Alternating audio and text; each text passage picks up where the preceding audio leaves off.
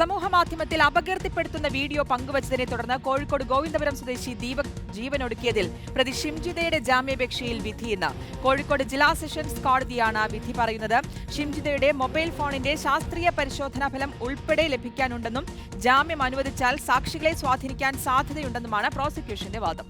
അർജുൻ കല്യാട് നൽകും വിശദാംശങ്ങൾ. അർജുൻ, ഈ പറഞ്ഞ പോലെ പ്രോസിക്യൂഷൻ മുന്നോട്ട് വയ്ക്കുന്ന വാദങ്ങളുണ്ട്. അത് പരിഗണിച്ച് എത്രത്തോളം സാധ്യതയുണ്ട് ഷിംജിതയ്ക്ക് ജാമ്യം ലഭിക്കാനായി?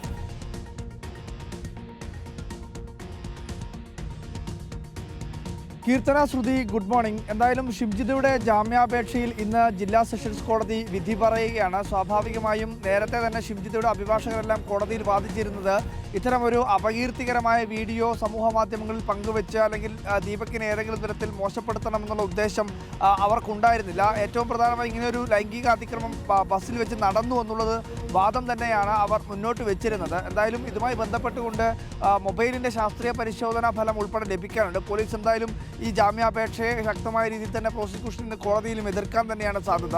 അവർ പറയുന്നത് ഈ മൊബൈലിലെ ശാസ്ത്രീയ പരിശോധനാ ഫലം ലഭിച്ചതിന് ശേഷം മാത്രമേ ഇതിനകത്തൊരു അന്തിമ വിധി ഉണ്ടാവാൻ വേണ്ടി പാടുള്ളൂ എന്നൊരു ആവശ്യം എന്തായാലും പ്രോസിക്യൂഷൻ മുന്നോട്ട് വയ്ക്കും. കാരണം പ്രധാനമായിട്ടുള്ള തെളിവുകളെല്ലാം ലഭിക്കേണ്ടത് ഈ മൊബൈൽ ഫോണിൽ നിന്നാണ്. മൊബൈലിലാണ് ഇതിനകത്ത് കൃത്രിമത്വം നടന്നിട്ടുണ്ടോ അല്ലെങ്കിൽ ഏതെങ്കിലും തരത്തിലുള്ള ഗൂഢാലോചനയുണ്ടോ, ഇതിനകത്ത് എന്താണ് സംഭവിച്ചത് എന്നുള്ള കാര്യത്തിൽ വ്യക്തമായ രീതിയിൽ മനസ്സിലാക്കാൻ വേണ്ടി കഴിയൂ എന്നുള്ള വാദമാണ് പ്രോസിക്യൂഷൻ മുന്നോട്ട് വയ്ക്കുന്നത്. അതിനു പുറമെ പുറത്തേക്ക് ഇറങ്ങിയാൽ, ജാമ്യം ലഭിച്ച് പുറത്തേക്ക് എത്തിക്കഴിഞ്ഞാൽ സ്വാഭാവികമായും സാക്ഷികളെ ഉൾപ്പെടെ സ്വാധീനിക്കാനുള്ള തെളിവുകൾ കൂടുതൽ ഏതെങ്കിലും തരത്തിൽ നശിപ്പിക്കാനുള്ള സാധ്യതയൊക്കെ പോലീസ് അല്ലെങ്കിൽ പ്രോസിക്യൂഷൻ കോടതിയെ അറിയിക്കും. അതുകൊണ്ട് തന്നെ പ്രോസിക്യൂഷൻ എന്തായാലും ഈ ജാമ്യാപേക്ഷ ശക്തമായി എതിർക്കും എന്നുള്ളതാണ് നമുക്ക് മനസ്സിലാക്കാൻ വേണ്ടി കഴിയുന്നത്. എന്തായാലും ഇന്ന് ഇപ്പോൾ ഈ കേസ് ജില്ലാ സെഷൻസ് കോടതി പരിഗണിക്കുകയാണ്. ഷിംജിത നേരത്തെയും ജാമ്യാപേക്ഷ നൽകിയ ഘട്ടത്തിൽ ഇത്തരത്തിൽ ശക്തമായ രീതിയിലുള്ള വാദങ്ങൾ കോടതിയിൽ നടന്നിരുന്നു. ഇന്നും സമാനമായ രീതിയിൽ തന്നെയുള്ള വാദം നടക്കാനുള്ള സാധ്യതയുണ്ട്. എന്തായാലും ജില്ലാ സെഷൻസ് കോടതി ഇന്ന് ഈ കേസുമായി ബന്ധപ്പെട്ടുകൊണ്ട് വിധി പറയും.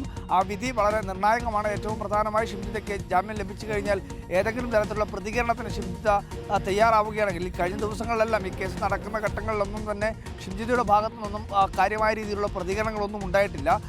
ഒരുപക്ഷെ ജാമ്യം ലഭിച്ചു കഴിഞ്ഞാൽ ഇതുമായി ബന്ധപ്പെട്ടുകൊണ്ടുള്ള കൂടുതൽ പ്രതികരണങ്ങൾക്ക് ഷിംജിത മുതിർന്നേക്കും. അപ്പോൾ സ്വാഭാവികമായും ഷിംജിതയുടെ പ്രതികരണം വളരെ പ്രധാനപ്പെട്ടതാണ്. എന്തായാലും